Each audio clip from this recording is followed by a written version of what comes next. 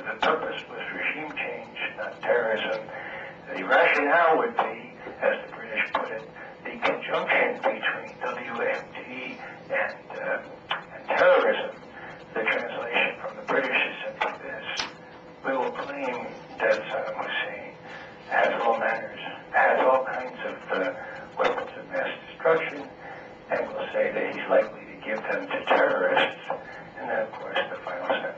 When you talk about fixing intelligence around the policy, well, there's no way to deny what that means, even though some of the president's spokesmen tried to convince many of the American people on Fox News that fixed has a different meaning in the British usage, which was pretty laughable because that's not at all the case. Now, that's just one very, very poignant and very direct indicator of what the president knew and what he was telling George Tenet, whom he saw 6 mornings a week. But even more persuasive evidence, and this is very little known because you really had to just be able to watch a little segment of 60 Minutes, the TV show, about a year and a half ago. And this is the segment which indicated that my former colleagues in the CIA, who had been justifiably criticized for not having human sources, namely spies, within Iraq before the war, made up for it in a grand style by recruiting a spy that was worth all the ones that they didn't have.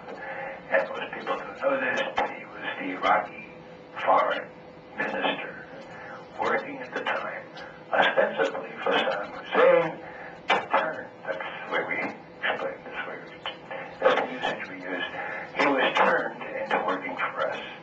Now that took a lot of imagination, took a lot of money, took a lot of calling in chits from liaison services, but we turned this guy and we found that he started telling all kinds of truths that we could prove.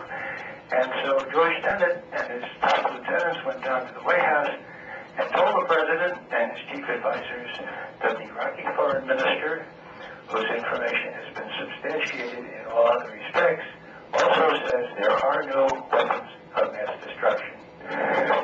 That was September 18th of 2002, so many months before the war.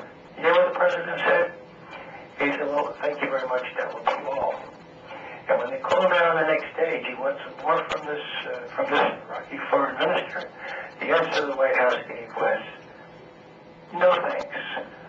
It's not about weapons of mass destruction. It's about regime change. So those things are both documented. My colleagues in the CIA document the latter. The earlier one is documented by the British Minutes, which are authentic, according to Tony Blair. So it's clear that as of July and September of 2002, I forget the math here, but it's 6, 8, 9 months before the war, the president was told in no uncertain terms, there are no weapons of mass destruction. We have that from our new spy, the Iraqi foreign minister, and we also have that from other sources. It's not really, people should not be misled into what the conventional wisdom is now, namely that the president was terribly misled by terrible intelligence. Sure, George Tenet did cook the intelligence to suit the policy. He fixed the intelligence just like the British did. But the president was fully aware of that. And that's really sad to have to conclude that because no one wants to think that the president is capable of doing that kind of thing with the result of over 4,000 U.S. service people killed and tens of thousands of Iraqis. Mr. McGovern, this is Brian. Yes, Brian. Good morning to you, sir. Thank you for being on the Real News Radio with us this morning. Well, it's a pleasure to talk to real people. Yes. Up here in Washington, we don't get to talk to real people. Not very often, right? I would like to ask you, sir, about false flag operations the U.S. has carried out in order to facilitate rationale to go to war, such as the Gulf of Tonkin incident. Could you just elaborate on some of those events? Sure. Those who have a bunch of gray in their hair will remember that in August of 1964, There was an incident in the Tonkin Gulf, which, of course, is the body of water bounding North Vietnam and South Vietnam. A couple of our ships that were supporting clandestine raids on North Vietnam were fired on by a couple of North Vietnamese pt2 small boats. And luckily, the U.S. ships were able to make a hasty exit, and none of them were hit. Now, that was on the 2nd of August. Now, on the 4th of August, there was an incident reported that was all very fuzzy. There were electrical storms, and suffice it to say that some of the U.S. ships thought they were being fired upon again, but it was immediately apparent that that was not the case. So what President Johnson and Secretary McNamara did was take the first panicky report, which said, look, they're firing on us again, and use that to justify an approach to Congress authorizing all manner of force against North Vietnam. And within a few hours, people were airborne, and Navy flyers were bombing not only South Vietnam, but North Vietnam.